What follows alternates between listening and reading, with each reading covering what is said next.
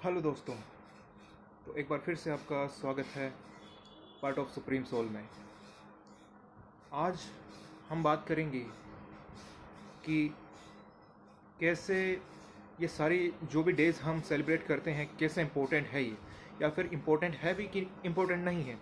आपने सुने होंगे बहुत से दिन आते हैं, हर चीज़ से रिलेटेड दिन आते हैं।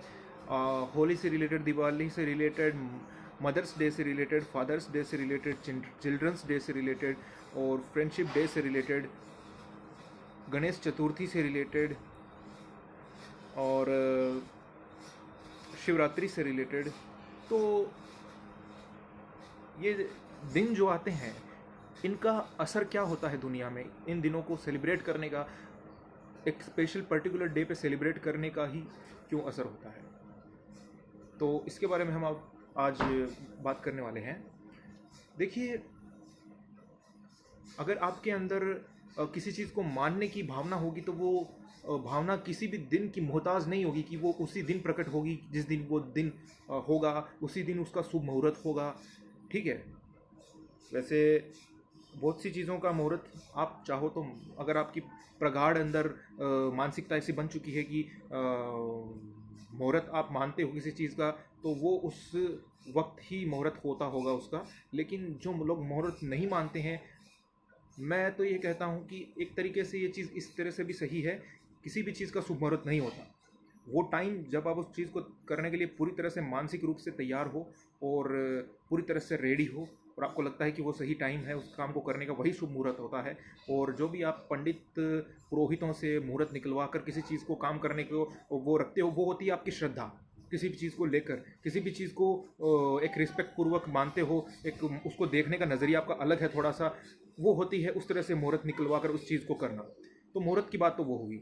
इसीलिए मैं कहता हूँ कि कोई ये जो जैसे गणेश की पूजा करने के लिए गणेश चतुर्थी आती है, तो जो गणेश चतुर्थी आती है उसी दिन आप गणेश की पूजा करते हैं, बाकी दिन आप पूजा नहीं करेंगे। उसका अर्थ ये नहीं है कि गणेश चतुर्थी से ही आपको स्टार्ट करनी है, उससे पहले दिनों में भी आप पूजा कर सकते हैं। ऐसा कुछ नहीं है कि उस स्पेशल दिन के ऊपर ही आपकी ऊपर गणेश की पूजा करने से उनकी अनुकंपा होगी, विशेष अनुकंपा होगी। देखिए, बहुत से तारे सितारे और बहुत से नक्षत्र जो ये देखने वाले ज्योतिषी होते हैं, और ये सब जरूर आपको कह सकते हैं कि इस दिन ये आपका गुण बनेगा, इस दिन आपका ये मेल बैठेगा, उसके अकॉर्डिंग आप पूजा करो तो आपको फ़ायदा होता है। लेकिन अगर आप सिर्फ उसी दिन वो पूजा करते हैं, उससे पहले आपका उससे और कोई मतलब नहीं है, और एक फल की आपकी आकांक्षा है कि आप उस पूजा को करने का आपका अर्थ ये है कि मैं गणेश चतुर्थी को ही पूजा करूंगा, इसका अर्थ आप ये सोचते हो कि क्योंकि मेरा ये फल पाना है, मुझे ये चाहिए, इसलिए मैं पूजा करूंगा। मैं गणेश चतुर्थी की पूजा करके फ्री हो जाऊंगा, एक दिन का फॉर्मेलिटी है वो मैं पूरा करके फ्री हो जाऊंगा। उस तरह से अगर आप पूजा करोगे तो कोई फर्क नहीं पड़ने वाला, कोई बदलाव नहीं आने वाला ज़िंदगी में। वो बस आपका एक वहम है। आप स्पिरिचुअल नहीं हो सकते कभी भी इस तरीके से।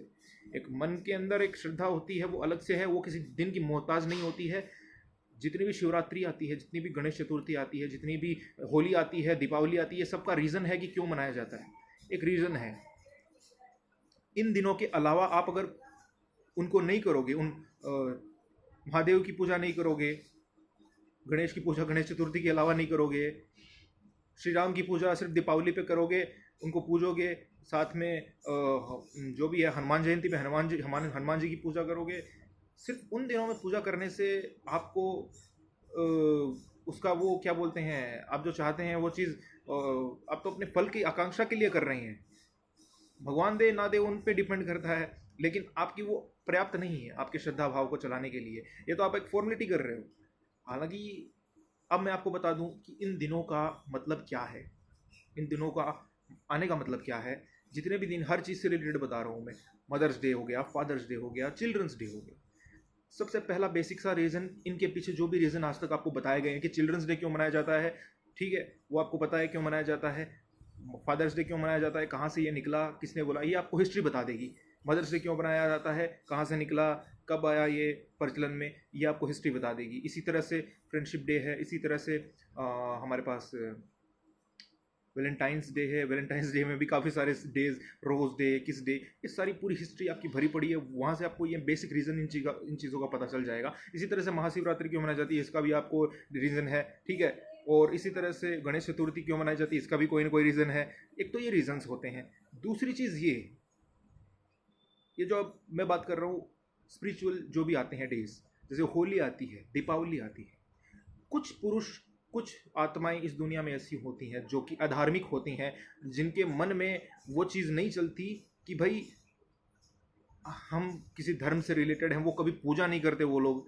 उन लोगों के सामने दुनिया भर से जुलूस निकाले जाते हैं, दुनिया भर में पूजाएं की जाती है, तब जाके उनके भी मन में कहीं ना कहीं एक भक्ति का भाव जो है, भक्ति की धारा जो है वो प्रस्फुटित हो जाए। उस चीज़ को देखकर, उन लोगों को देखकर जो कि उस स्पेशल डे में एक साथ इकट्ठे होकर इतनी धूमधाम से पूजा कर रहे हैं, किसी की महादेव की कर रहे हों, मंदिरों में महादेव की पूजा बहुत धूमधाम से हो रही हो, महाशिवरात्रि के दिनों में गणेश की पूजा हो रही हो, श्री रामचंद्र की पूजा हो रही हो, महालक्ष्मी की पूजा हो रही हो, ये सारे दिन के जो स्पेशल डेज आते हैं वो इसलिए आते हैं कि ये एक तरीके से ये उन आत्माओं को जगाने के लिए आते हैं जो आत्माएं सोई हुई हैं, जो भटकी हुई हैं, उनको सही दर्शन, मार्गदर्शन करने के लिए ये दिन आते हैं। अगर ये दिन नहीं आते तो हम अपनी संस्कृति को भूल चुके होते। होली दीपावली अगर नहीं आती, गणेश चतुर्थी, महाशिवरात्रि, ये सारी चीज़ें अगर नहीं आती, हर धर्म के अंदर अपना अपना एक दिन होता, ईद होती है। अगर हम मुस्लिम धर्म की बात करें, उनमें ईद होती है, ठीक है, छोटी ईद होती है, ठीक है, मुहर्रम होता है, ठीक है, जुलूस होते हैं काफ़ी सारे, ये सारी चीज़ें आती है। अपनी अपनी संस्कृति, अपनी अपनी कल्चर से रिलेटेड है।